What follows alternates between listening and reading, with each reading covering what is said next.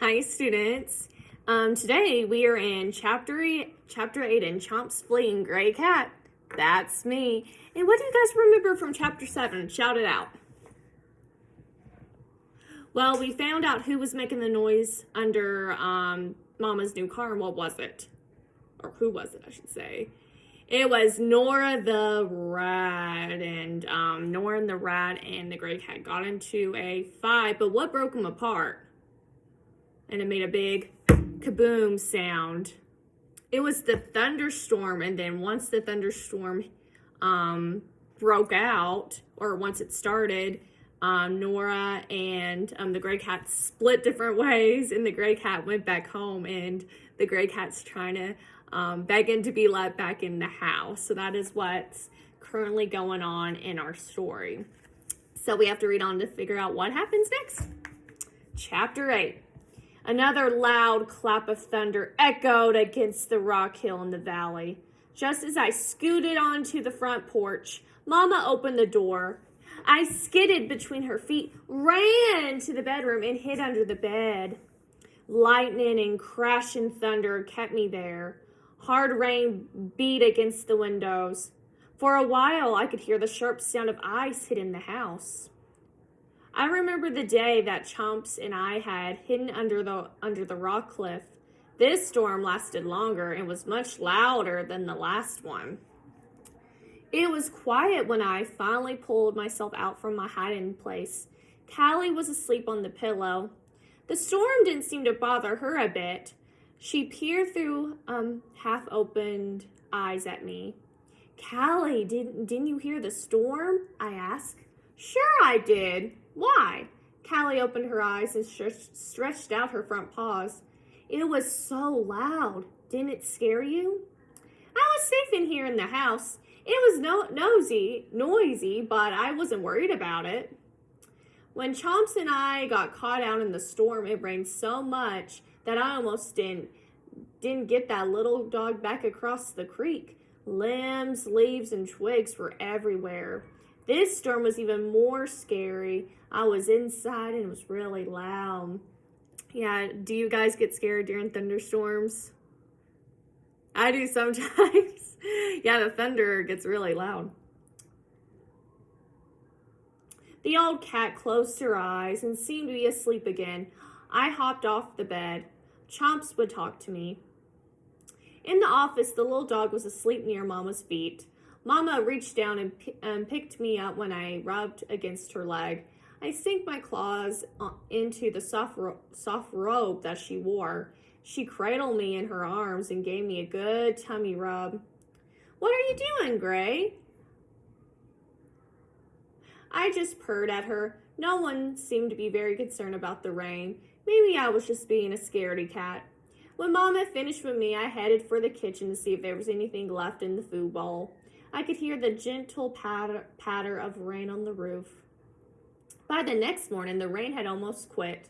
The weatherman said there might be more storms later this week, so we should enjoy the sunshine if it comes out today. Mama held out a cup to Daddy. I heard on the radio about possible floods. The western part of the state got even more rain than we did. The river is supposed to be out of its banks by noon tomorrow. Daddy sat down at the table and looked out on the window at the sky. Mama started stacking the dishes in the sink. I better hurry and get to town if we're worried about the river overflowing. Then the low water crossing on our creek may be a problem too. I think that will give our county commissioner a call. Daddy rocked back in his chair and folded his arms. He told me last year they will do something about it. The roads on his side of the county look like super highways, but we're still slopping through the mud. Daddy picked up the little box on the wall and started pushing his fingers at it. His eyes narrowed to teeny slits, just like mine did when I thought about Nora. Mama headed for the door. I'll be back as quick as I can. I slipped out. Hot on Mama's heels, I jumped up on the swing and stretched. I could hear Daddy talking to himself inside. Now, what does that expression mean? Hot on Mama's heels. And that's a figure of speech meaning that the Gray Cat was right behind her. He was following her directly. I could hear Daddy talking to himself inside. Mr. King, are you ever going to get this side of the county? I have seen some excellent roads on the east side. The road here is such a mess, I don't think a grader could get through it when it rains. Daddy opened the door and shoved Chomps out with me. I understand that you have the big bridge that you're working on. Yes, sir, I do know that school buses have to cross there every day. I understand that you've been working on that bridge for more than 2 years. Daddy's voice was getting louder. Chomps put his front feet up on the swing with me. Want to play? Sure, let's get Flea and play tag. We started looking for the bird. I climbed 4 trees before we finally gave up. Where do you think she is? Chomps continued to sniff the bushes around the house. She's probably looking for a good place to build her nest. She's been checking for a while. I hope the place that she finally picks is close to the house. That way we can see her little babies when they start poking their heads out of the nest. Just as we were headed back to the porch, Daddy came out and scooped us up. You two better go to the backyard. I have to pull the hay truck out of the mud, and Mama will be pretty mad if you two take off. You've been such good animals, and I would sure dislike for you to get in trouble again. Mama would be mad at me. Daddy carried us through the house and plopped us on the back porch. I'll be back pretty quick. Be good pets. We heard Daddy start the tractor and head toward the road. Chomps and I walked along the edge of the fence, watching for something to move so that we could practice bouncing. I stayed in the yard with Chomps for a long time. We played chase. I climbed a big pine tree and waited for Chomps to come look for me. When he wasn't expecting it, I jumped from the tree and clucked him on the head and back with my paws. I took off before he even knew what hit him. He yapped and barked, and then chased me around and around the backyard. We even took a nap under the picnic table. It seemed like Mama was taking a long time to get back from the store. I was even getting worried about Flea. She must have found a place for her nest and was working on it already. The sun didn't come out, but it was warm and damp everywhere. I hopped over the fence and took a stroll around the place. The barn seemed quiet today. Mama Mockingbird was back in the apple tree, working on her new nest. Have you seen Flea today? I meowed to the bird. She was out in the trees just north of here, the bird cheeped. Are you going to bother her like you did me last year? I flipped my tail. I didn't bother you that much. Besides, I took care of Flea when she wouldn't fly away with the rest of the birds. Mama Mockingbird wove pieces of straw in and out of her nest. Maybe so, but you make Papa Mockingbird awfully nervous when you try to look in our nest. Please stay away. I started to walk off. I'll try to keep them from climbing up, but I like to watch your little birds when they start to pop their heads out of the nest.